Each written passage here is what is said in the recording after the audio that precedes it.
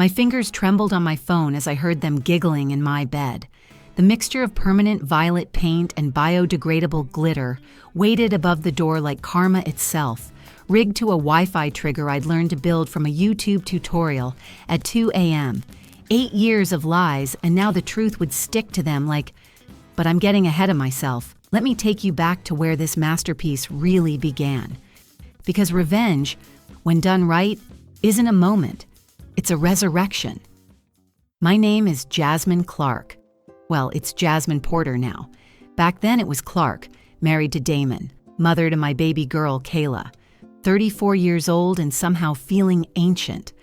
I used to be a choreographer, a real one. Not the kind who teaches toddlers to twirl in shopping mall studios, though there's nothing wrong with that, but the kind who designed movement for touring R&B artists, the kind whose name appeared in small print on album credits, the kind who felt the bass in her bones and could translate a singer's emotion into movement that made audiences cry. I met Damon at a church mixer when I was 26. He was 29, charming in that clean-cut, my mother raised me right kind of way. Pharmaceutical sales executive with a smooth smile and smoother words. He courted me like I was precious, flowers every week, meeting my family, talking about building something real. "You're going to be an amazing mother someday," he'd say, watching me teach a kid's hip-hop class. "But you won't have to work this hard. I'll take care of you." At the time, I thought that was romantic. Turns out there's a fine line between "I'll take care of you" and "I'll make sure you can't take care of yourself." But hindsight, as they say, is 20/20. Mine came with receipts. We got married at Greater Hope Baptist, his family's church. Big wedding, 300 guests, my aunt crying through the whole ceremony. I wore my grandmother's pearls. Damon wore a custom tuxedo and a smile that said he'd won something. Our first year was good. I was still choreographing, still traveling sometimes. But then I got pregnant with Kayla, and Damon started talking about stability and what's best for the baby. "These late-night rehearsals aren't good for you and your condition," he'd say. "And after the baby comes, do you really want to miss her first steps because you're in some recording studio?" The thing about manipulation is that it doesn't announce itself. It tiptoes in wearing concerns clothing. So I slowed down, took fewer gigs. Then the pregnancy got complicated. Preeclampsia, bed rest, the whole terrifying package. Kayla came 6 weeks early, tiny and perfect and needing me completely.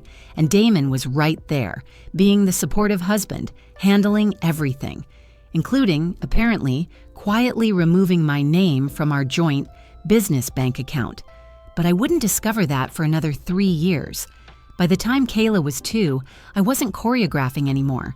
I was Damon's wife and Kayla's mom, and somehow both titles felt like they were erasing who I'd been before. My dance friends stopped calling, probably because I'd canceled on them so many times when Damon needed me home. My sister would text, "You okay? You seem different." But different how? I was just being a good wife, a good mother.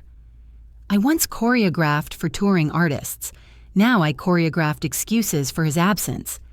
"Baby, I have to work late. This pharmaceutical conference is crucial." "Honey, the guys need me for this golf thing with clients." "Jazz, why are you making this difficult? I'm building our future." Our Baltimore townhouse was beautiful. 3 bedrooms, updated kitchen, neighborhood with good schools. Damon made sure everyone knew he provided well. The kind of house that looks perfect on Instagram. The kind that feels like a pretty prison when you realize you can't afford to leave. Because here's the thing about financial abuse that nobody tells you. It's invisible. There's no bruise to show your family, no black eye to photograph, just joint accounts he monitors, credit cards he controls, and a creeping realization that you've become economically dependent on someone who's counting on exactly that. Damon was a board member at Greater Hope Baptist. We were the couple everyone wanted to be. Black love goals, they'd comment under our photos. Him in his Sunday suit, me in my modest dresses, Kayla between us in her white tights and patent leather shoes. "You're so blessed," Sister Patricia would tell me after service. "A man who provides, loves the Lord, and looks at you like that."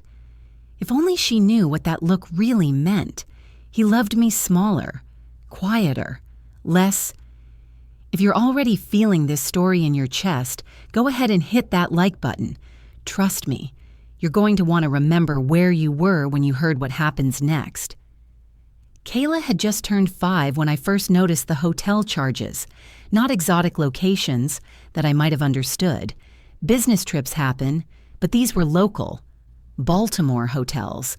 Sometimes the Marriott downtown, sometimes that boutique place in Fells Point. Charges for one night, sometimes just a few hours. "Babe, what's this?" I asked, keeping my voice light, casual. We were in the kitchen. He was scrolling through his phone. He was always scrolling through his phone. He barely glanced at the statement. "Conference rooms, Jazz.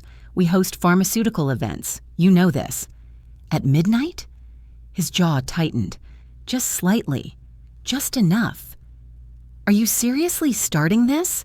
I work my ass off for this family and you're going to question every line item?" I wasn't. I was questioning one line item. But somehow I was the one apologizing. The thing about gaslighting is that it rewires your reality one conversation at a time. You start doubting your own eyes. But I couldn't unsee what I was seeing. He was working late 3-4 nights a week. I'd drive past his office building on my way back from Kayla's dance class, the same building where he supposedly was burning the midnight oil, and the lights would be off. The parking lot empty except for the security guard's car. When I'd mention it, he'd get this look.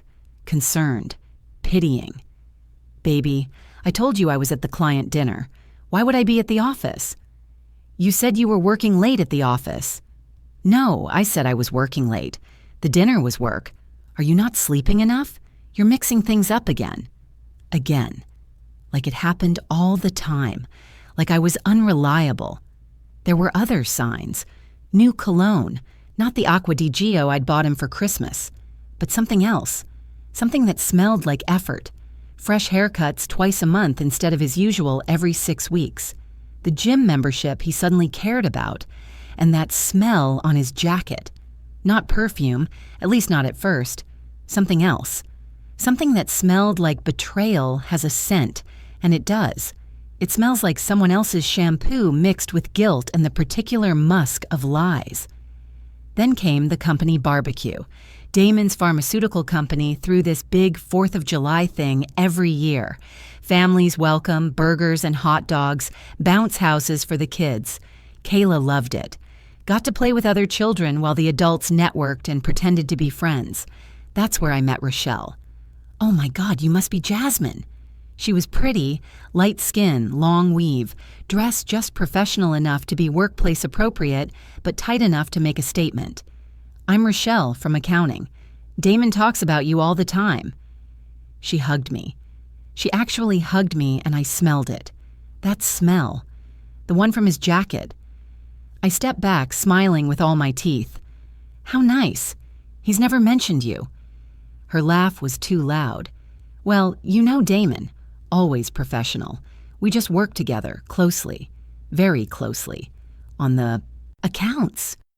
Damon appeared then, hand on my lower back, gripped just a little too tight. "Baby, Kayla's asking for you. Something about the face painter." When I brought it up in the car, calmly, reasonably, he sighed like I was exhausting him. "Rochelle's married, Jazz. Happily married. She's also my co-worker, and I'd appreciate it if you didn't embarrass me by being jealous of every woman I work with." "I'm not jealous. You're what? Creating problems that don't exist? Because that's what it looks like." He reached over, touched my hand. Gentle, almost loving. "Baby, I'm worried about you. Are you having another episode? Should I be concerned?" Another episode? He was talking about my postpartum depression, the 6 months after Kayla was born when I could barely get out of bed, when the world felt gray and hopeless, when Damon had to do everything because I was, his words, not myself. I'd gone to therapy.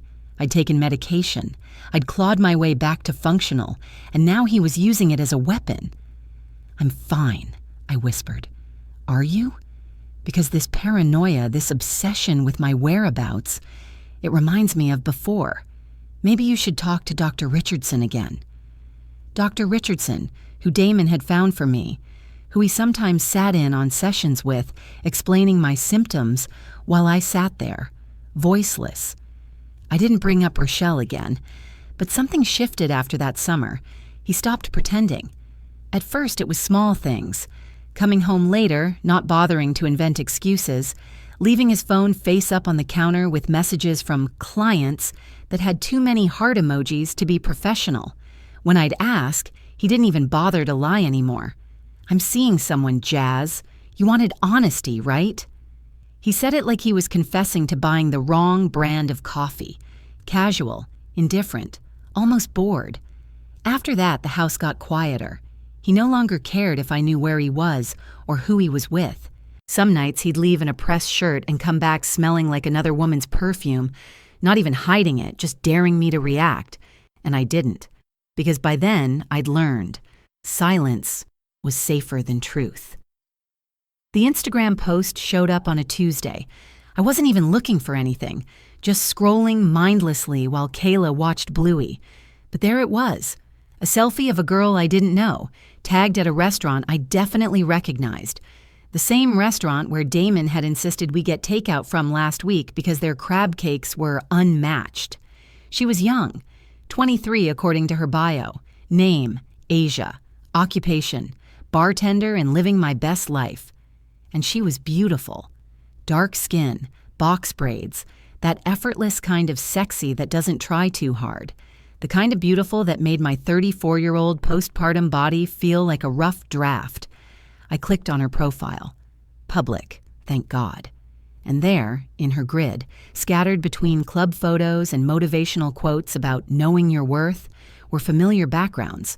The waterfront, the same view as from that boutique hotel in Fells Point, the bar at Ruth's Chris, where Damon said he had that client dinner, the parking lot of the gym he'd joined, her car, a silver Nissan, parked next to a black Mercedes that looked exactly like Damon's.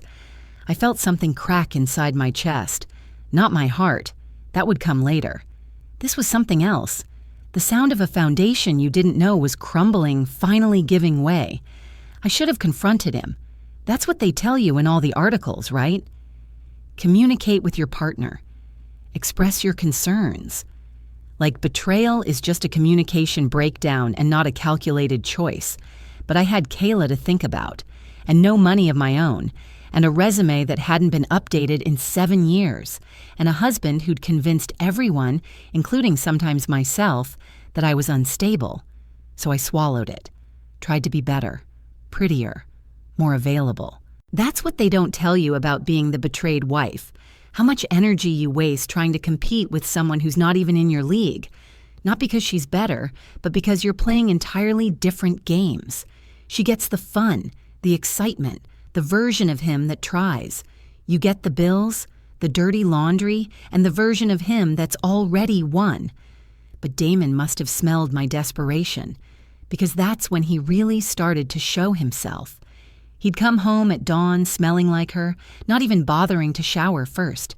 There were scratches on his back. I saw them when he changed his shirt, and when I stared, he didn't even flinch. "What?" he said. "You gonna say something?" I didn't. That's what I thought. The mind games escalated. He'd move things and tell me I'd misplaced them.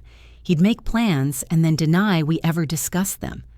Once he told Kayla we were going to the aquarium on Saturday, got her all excited, then told her mommy forgot to confirm the tickets. "Why would you do that to her?" I asked when she was finally asleep. Disappointed tears dried on her little face. "I didn't do anything. You were supposed to handle it. Why are you so forgetful lately? It's concerning, Jazz. Really concerning." The economic control tightened. I discovered he'd opened accounts I didn't have access to. When I suggested getting a part-time job, just teaching some dance classes, nothing that would interfere with Kayla, he went ballistic. "A job? You think you need a job? What, I don't provide enough? You're embarrassing me, Jasmine, making it look like I can't take care of my family." But when I tried to buy Kayla new shoes without asking, my card was declined. He'd lowered the limit on our joint card. "It's for our budget," he explained, voice smooth as silk. "You know you're not good with money, baby. Let me handle this." I tried to go to marriage counseling, booked it myself, used the joint account he monitored, figured he couldn't object to trying to fix us. He never showed up. Counseling? We don't need strangers in our business. What are you going to do? Tell them I work hard to provide for my family, that I expect my wife to be a wife? What about what I expect? He laughed. Actually laughed. "You think you're going somewhere? Jasmine, your name isn't even on the car. You have no credit in your name, no job, no references who'd remember you. What exactly are you going to do?" The answer at that moment was nothing. Absolutely nothing. I called my sister, Maya, told her everything. "Leave him," she said immediately. "Come stay with me." "I can't. Kayla needs her father. Kayla needs her mother to be whole." "You don't understand. I understand you're making excuses. I understand you're scared. But Jazz, this man is destroying you." But Maya didn't have kids. She didn't understand the calculation. Broken home versus broken mother. The way church ladies looked at single mothers. The way Kayla asked every night, "Where's Daddy?" when he was gone. I thought I was protecting her. I was actually teaching her that love looks like fear. Damon knew I knew. About Rochelle, who turned out to be just a warm-up act. About Asia. Probably about others I hadn't discovered, and he knew I wasn't leaving. So he stopped hiding. "I'm going out," he'd announce. Not ask, not make excuses, just state facts. "Where?" "Does it matter? You're not going to do anything about it." He was right. Until he wasn't. Kayla's spring break arrived like a gift from the universe, though at the time I didn't know whether it was a blessing or a curse. My mother had planned it for months. A week at Disney World, just her and her grandbaby, princess breakfasts, Magic Kingdom, the whole fairy tale. Kayla had been counting down the days on her frozen calendar, making lists of which rides she'd go on first. The Thursday before they left, Damon came home early, actually smiled at me. A real smile, not the patronizing one I'd grown used to. "You should do something for yourself while they're gone," he said, wrapping his arms around me from behind while I washed dishes. It almost felt like old times. Almost. "That spa weekend you always talk about. Book it. My treat." I should have known. When a man who's been treating you like garbage suddenly acts like you're made of gold, he's not polishing you. He's setting you up. "I don't know," I said. "Maybe I'll just catch up on things around here." His grip tightened slightly. "Jazz, I'm trying to do something nice. Can you just accept it? For once?" I watched my mother's car pull away Saturday morning, Kayla's little hand waving from the back window. My baby, all excitement and innocence, heading off to see princesses while I stayed home with a villain. "I think I'll stay local this weekend," I told Damon after they left. "Maybe just do a day spa thing." Something flickered across his face. Annoyance. Calculation. "Sure, baby. Whatever you want." He left that afternoon, told me he had errands to run. I should have been relieved. Instead, something in my gut twisted. That instinct that women are taught to ignore, the one that men call paranoia, right up until it turns out to be right. So I didn't go anywhere. I stayed home, cleaned the kitchen until it gleamed, because that's what you do when you're anxious and powerless, right? You clean things, like you can scrub away the feeling that your life is about to implode. Around 7 p.m., I heard his key in the lock. Then I heard her laugh. High, carefree, the laugh of someone who doesn't know she's walking into a catastrophe. Or maybe she did know. Maybe that was part of the thrill. I stood in the kitchen, frozen, as Damon opened the door and Asia walked into my home. My home. She was wearing heels, red ones, the kind I used to wear before Damon told me they were impractical for a mother. A dress that hugged every curve, confidence that came from not knowing what it felt like to be erased. Damon saw me and didn't even flinch. "Oh," he said like I was a piece of furniture he'd forgotten was there. Asia, this is Jasmine. She helps around here. The words hit like a physical blow. She helps around here. Asia's smile was wide, friendly even. Oh, the assistant. Damon mentioned you. It's so nice to meet you. He says you're like family. Like family.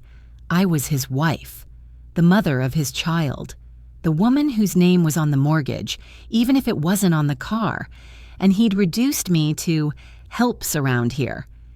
Actually, I started. Jazz, could you grab us some wine? Damon interrupted, smooth as ever.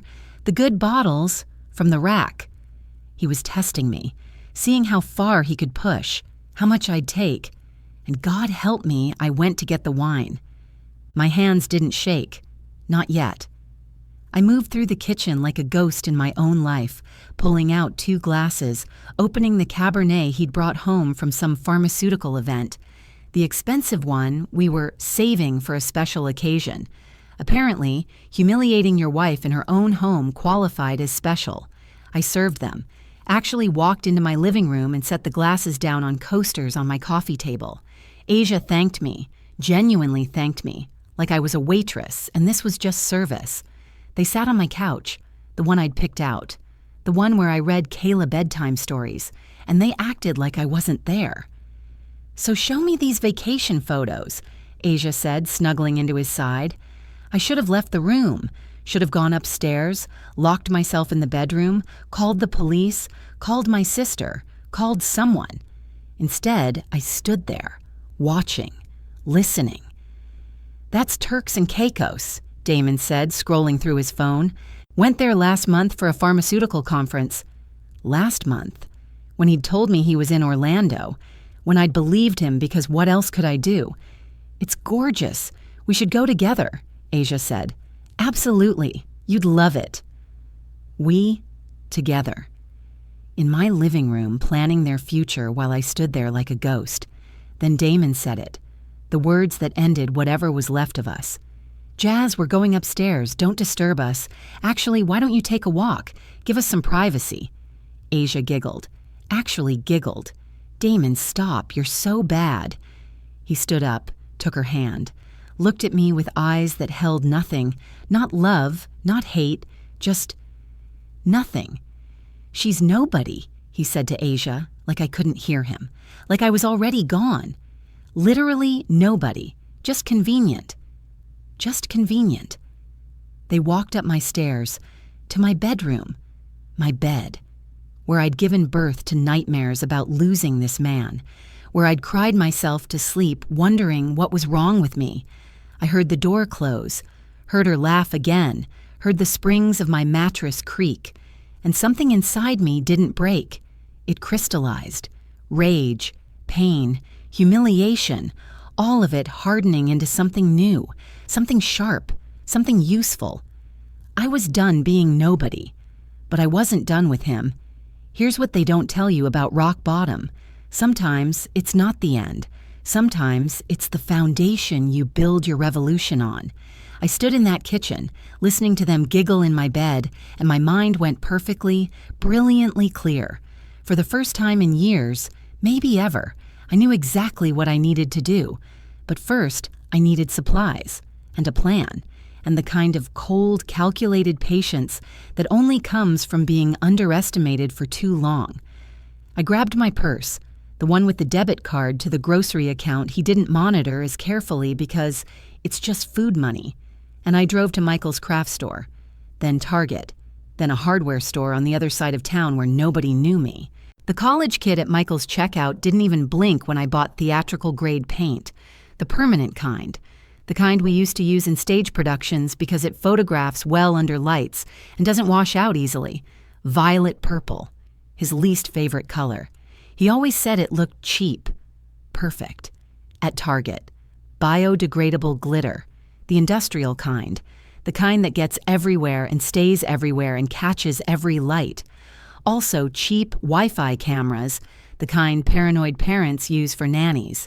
At the hardware store, a motion sensor trigger system, fishing line, eye hooks, basic theatrical rigging supplies.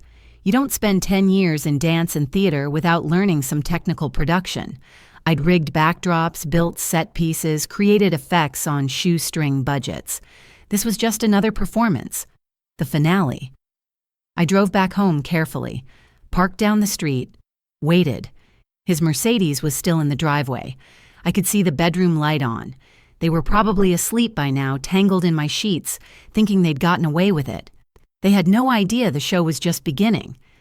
I let myself in quietly. Crept to the garage where I kept my old dance stuff, rigging equipment I'd saved from my touring days. The muscle memory came back instantly. How to set up a drop system, how to create a trigger mechanism, how to make something spectacular happen on cue.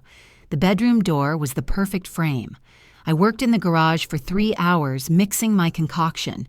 Permanent theatrical paint, glitter, just enough cooking oil to make it stick and spread. The consistency had to be perfect, thick enough to coat, liquid enough to rain.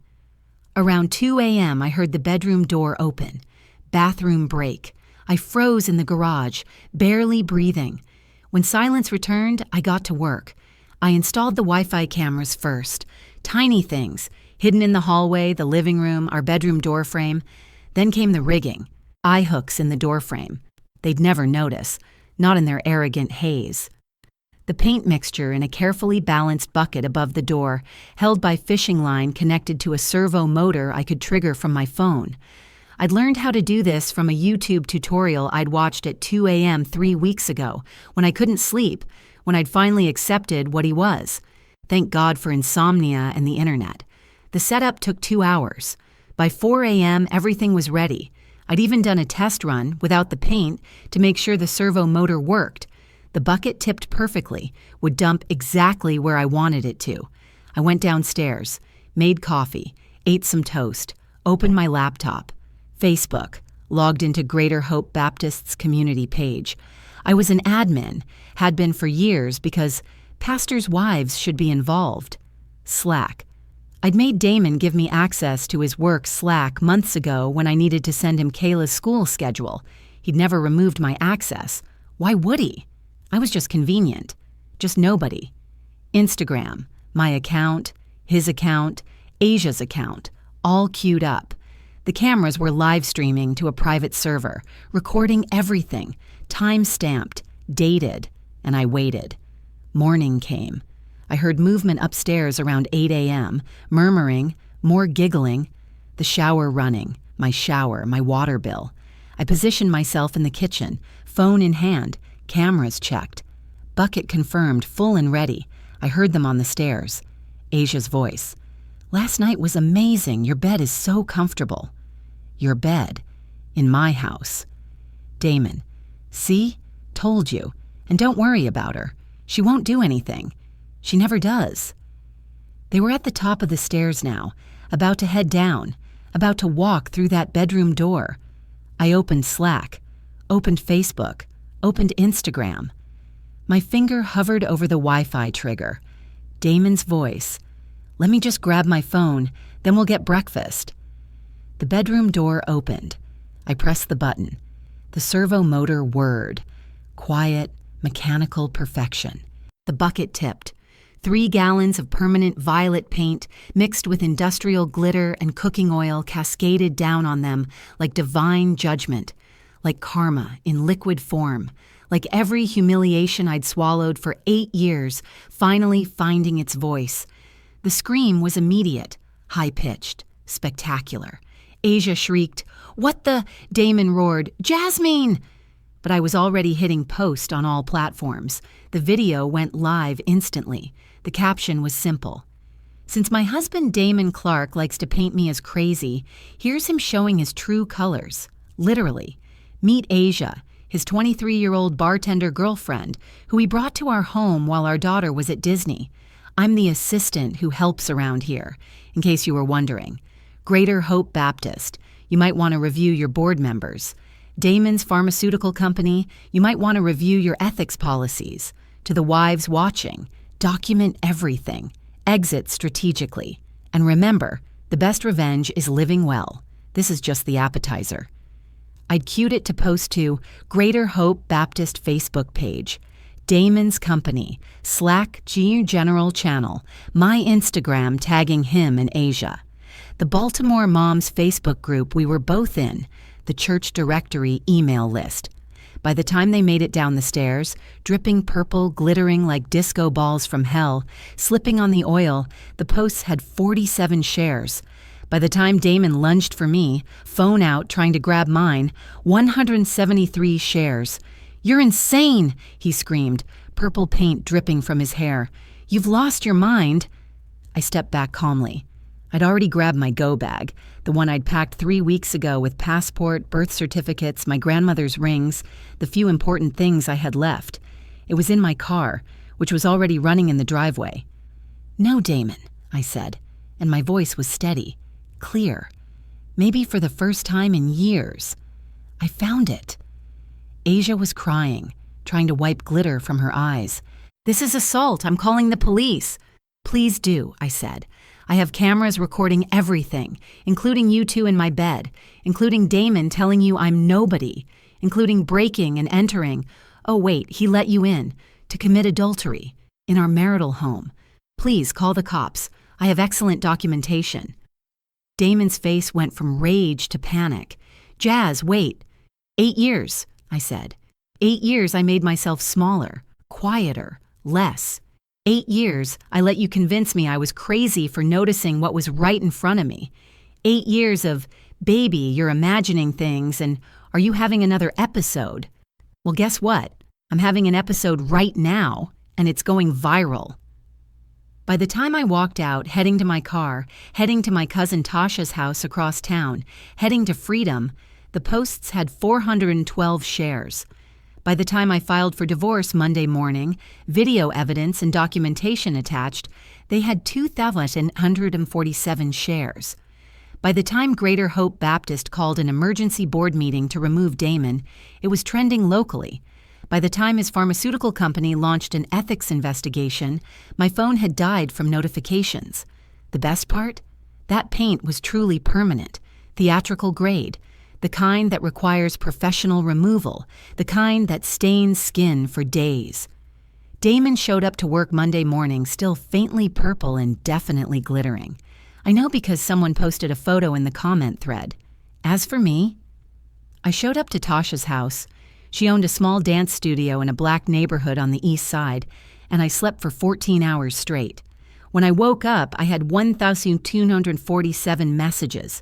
Marriage proposals, job offers, death threats from traditional values folks, interview requests, and one message from Maya. "Finally, proud of you, sis." The paint would eventually fade from their skin. But the stain on his reputation? That paint was permanent too.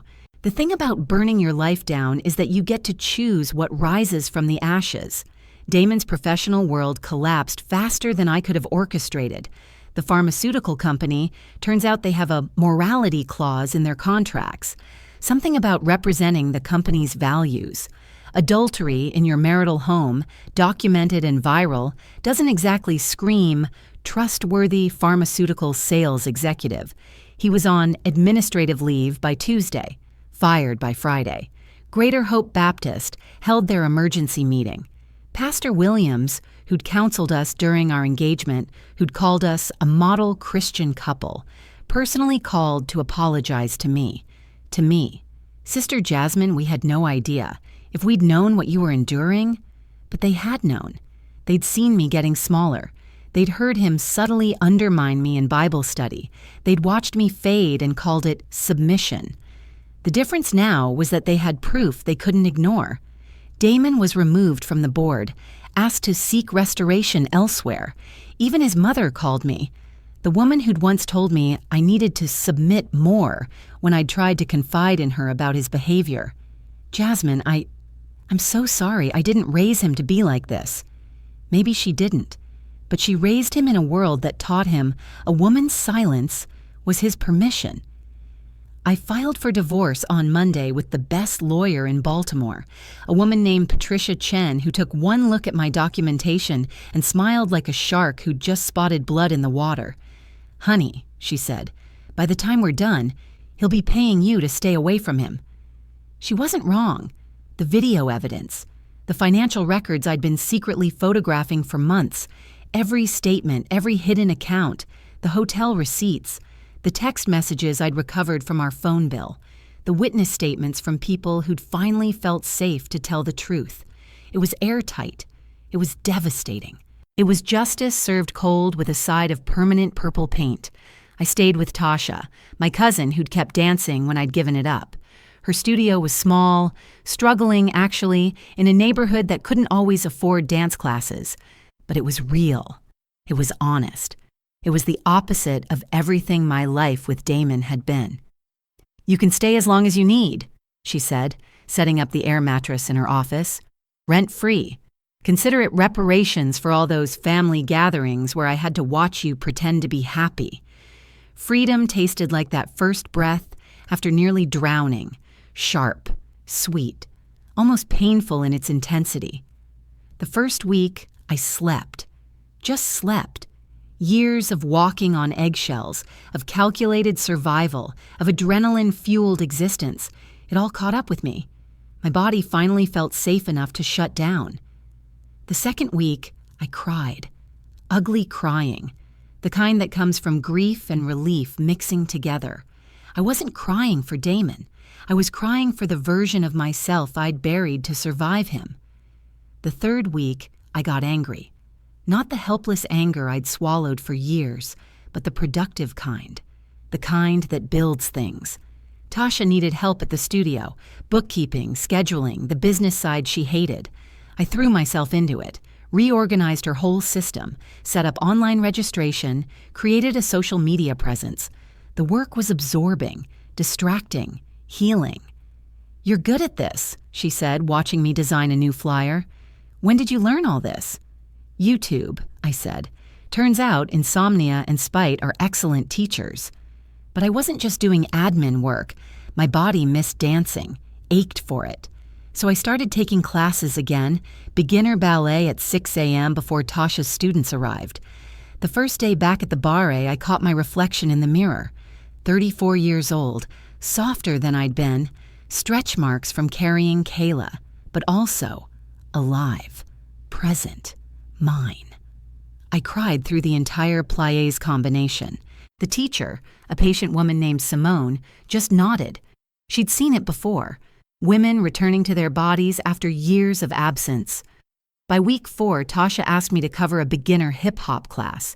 The teacher had canceled last minute. "I don't know if I can," I said. "Jazz you choreographed for professionals. You can handle 12-year-olds doing the renegade." She was right. I could. And I did. Those kids, they didn't care about my story, didn't know about viral paint videos or cheating husbands. They just wanted to learn to move, to feel powerful in their bodies, to express something they didn't have words for. I taught them. And in teaching them, I remembered who I'd been. After class, one girl, maybe 13, all limbs and self-consciousness, came up to me. "Miss Jasmine, that was fire. Like actually fire. Are you teaching next week?" I think so." "Good, because you're way better than Mr. Marcus. No offense to Mr. Marcus." I started teaching regularly. One class became 2, then 3. Tasha started advertising. New instructor, former professional choreographer. The kids didn't care about my credentials, but their parents did. Enrollment went up. I squirreled away every dollar I earned, opened a bank account in my name only, the first time in 8 years I'd had money he couldn't touch. It felt like rebellion. It felt like power. At night, after Kayla was asleep, she came back from Disney to a very different world, but kids are resilient, especially when they finally see their mother breathing again. I took online courses, business management, studio ownership, marketing. "You planning something?" Tasha asked, seeing me hunched over my laptop at midnight. Maybe, probably, eventually. Every blister from dancing again felt like winning. Every dollar saved felt like freedom. Every skill learned felt like insurance against ever being trapped again. 18 months after the paint incident, yes, that's what we called it now, the incident. Like it was a minor historical event and not the best thing I'd ever done, I signed a lease. Rising Movement Studio, my studio. It was small, East Baltimore, neighborhood that had seen better days but was trending up, rent I could almost afford, space that needed work. I called it Rising Movement because that's what it was, what I was, rising. Tasha helped me renovate. We painted the walls ourselves, installed the bars, laid the floors. Maya flew in from Atlanta for the grand opening, bringing champagne and a banner that said, "Petty Wins." "Too much?" she asked. "Perfect," I said. But I didn't just want a dance studio. I wanted something more.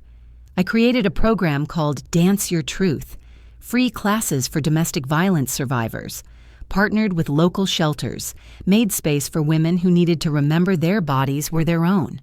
The first class, 12 women showed up. Different ages, different stories, same eyes. That look of someone learning to take up space again. We didn't start with technique. We started with just moving, feeling, breathing. "This is your body," I told them. "Not his, not anyone's, yours, and it remembers how to be free." One woman, older, maybe 50, started crying during warm-ups. "I'm sorry," she said. I haven't felt like myself in so long." "Then let's find her," I said. The program grew. Word spread. The local news did a story. Local dance instructor uses art to help abuse survivors. They interviewed me, showed clips of the classes, mentioned my viral stand against infidelity. The paint incident was now part of my brand. Honestly, I was fine with it. The business exploded. Not just the survivor program, but regular classes too. Parents who'd seen the news wanted their kids learning from someone who embodied resilience. Adults wanted to train with someone who understood that movement could be revolution. Within a year, I opened a second location. Within 2, I had a staff of 12 instructors. A documentary filmmaker reached out, wanted to make a short film about Dance Your Truth. It premiered at a local film festival, won an audience award. Suddenly, I was getting calls from other cities wanting to replicate the program. Then the book deal. Rising Movement, a memoir of dance, betrayal, and finding yourself again. My mother asked if I was sure about airing family business so publicly. "Mama," I said, "my family business went viral with 2,847 shares. The book is just the extended dance remix." But the best part, the part that actually mattered, wasn't the success. It was Kayla, my baby, now 9 years old, fierce and bright and completely whole. She took classes at my studio, not because she had to, but because she wanted to. One day, she finished her jazz class and ran up to me, still breathless. "Mommy," she said, "you're glowing." "Sweaty, baby, that's called sweaty." "No, like happy glowing, like how princesses look when they're not in trouble anymore." I pulled her close. "Yeah, baby, exactly like that." Here's the plot twist nobody expected, including me. Damon got better. Not immediately, not easily, but eventually. The first year post-divorce was ugly. He fought for custody, tried to claim I was unstable, used my viral stunt as evidence of mental illness. Patricia Chen demolished that argument in about 15 minutes. "Your Honor," she said, "my client documented years of abuse, planned a theatrical but non-violent response, and has since built a successful business helping other survivors. If that's instability, we should all be so unstable." I got primary custody. He got supervised visitation and a massive child support payment, based on his previous pharmaceutical income, not his current retail job at Target. Yes, Target. The man who'd controlled every dollar I spent was now asking people if they'd found everything okay. For a while, he was bitter, angry, showed up late to custody exchanges, tried to badmouth me to Kayla until she shut him down with a 9-year-old's brutal honesty. "Daddy, Mommy has videos, don't lie." But somewhere around year 2, something shifted. He started showing up on time, sober, humble. Went to actual therapy, not the kind where he performed for an audience, but real work. Started making genuine amends, not for my benefit, but for Kayla's. I ran into his mother at the grocery store. She told me he'd joined a men's group at a different church, was working on understanding why he'd done what he'd done. "I'm not asking you to forgive him," she said. "I just thought you should know he's trying." The thing is, I had forgiven him. Not for him, for me. Forgiveness isn't about absolution. It's about releasing the weight. I'd carried enough of his garbage. I wasn't carrying his redemption too. These days, our custody exchanges are civil, sometimes almost friendly. "Kayla says your new studio is doing well," he said at a recent pickup. "It is." That's good, Jazz. Really good. You deserve it." I looked at him. This man who'd once made me feel like nothing, now standing in my driveway looking genuinely happy for me. Or maybe just genuinely humbled. "Thanks, Damon." He's rebuilding, slowly, working his way back up, dating someone age-appropriate who, from what Kayla says, actually makes him act right. Good for him, genuinely. But that's his story. This is mine. Let me tell you something, because if you've listened this far, you're either entertained, inspired, or seeing yourself in my story. Maybe all three. I'm not special. I'm not uniquely strong or brave or petty. Though yes, I was definitely petty, and I'd do it again. I'm just a woman who got tired, who finally got angry enough to get free. So let me speak directly to you, the woman who's listening to this in her car while he's at work, the one who's pretending to sleep while scrolling through his phone, looking for proof she already knows is there, the one who's explaining away the red flags because leaving feels impossible. That voice in your head saying you can't leave, it's not yours. It's his. He put it there, watered it with doubt, fertilized it with fear. But it's not yours. That fear of starting over? I get it. I lived it. But let me tell you, being broke and free beats being comfortable and caged. Every single time. You think you're protecting your kids by staying?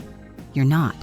You're teaching them that love looks like fear, that marriage looks like shrinking, that a woman's job is to be small enough to fit in the spaces a man allows her. That's not love. That's not family. That's survival.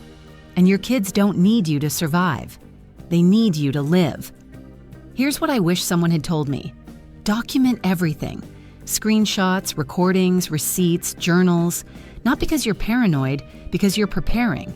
Truth is a weapon. Use it. Find your people. Not the church ladies who tell you to pray more. Not the friends who say every marriage has problems. Find the ones who say you deserve better and mean it. Get your money right. Even if it's $5 a week from grocery money. Even if it's coins in a jar. Financial independence isn't luxury. It's survival. Make a plan. Leaving isn't dramatic. It's strategic. Know where you're going, what you're taking, who's helping. Romance novels make it seem spontaneous. Real life requires logistics. And when you're ready, when you've documented and planned and saved, and you finally make your move, do it without apology. You don't owe him explanation. You don't owe him closure. You don't owe him the chance to talk you out of saving yourself. Will it be hard? Absolutely. Will people judge you? Probably. Will you doubt yourself? Definitely. But let me tell you what's on the other side of that fear. Mornings where you don't wake up anxious. Choices that are actually yours. Money you can spend without permission. A bed that's just yours. Kids who see you smile, really smile, for the first time in years. And maybe, if you're lucky, if you do the work, you'll find yourself again.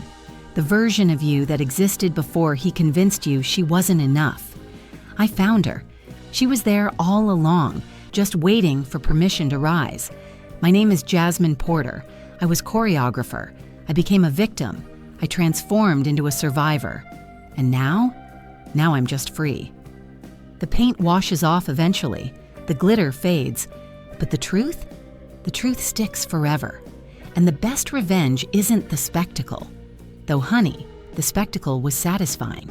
The best revenge is becoming who you were meant to be before they tried to break you. So to every woman out there still rehearsing her exit, still making excuses, still believing it'll get better, it won't get better, but you will. The moment you decide you're done, really done, that's when your story starts. Mine started with purple paint and glitter. Yours might be quieter, less viral, more private. It doesn't matter how you leave. It matters that you do. Find your people. Document everything. Plan your exit. And remember, you're not crazy. You're not dramatic. You're not too much. You're just done. And being done? That's the beginning of being free. Now, if you'll excuse me, I have a 6 a.m. ballet class to teach. The ballets are waiting, and so is the rest of my life. If this story reminded you of your own power, show me with a like. And if you know a woman who needs to hear this, share it. You might be the permission she's been waiting for.